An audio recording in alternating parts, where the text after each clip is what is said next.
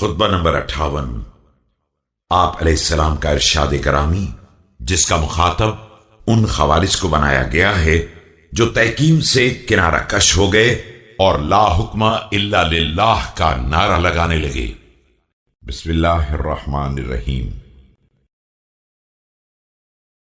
خدا کرے تم پر سخت آندھیاں آئیں اور کوئی تمہارے حال کا اصلاح کرنے والا نہ رہ جائے، کیا میں پروردگار پر ایمان لانے اور رسول اکرم صلی اللہ علیہ وآلہ وسلم کے ساتھ جہاد کرنے کے بعد اپنے بارے میں کفر کا اعلان کر دوں؟ ایسا کروں گا تو میں گمراہ ہو جاؤں گا اور ہدایت یافتہ لوگوں میں نہ رہ جاؤں گا۔ Storm may overtake you while there may be none to prick you for reforms. Shall I be witness to my becoming heretic after acceptance of faith and fighting in the company of the Prophet? In that case I shall be misguided and I shall not be on the right path.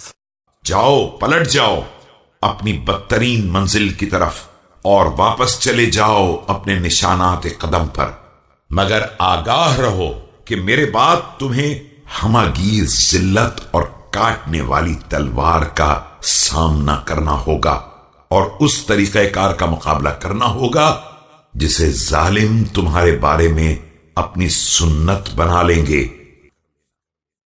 So you should return to your evil places, and get back on the traces of your heels.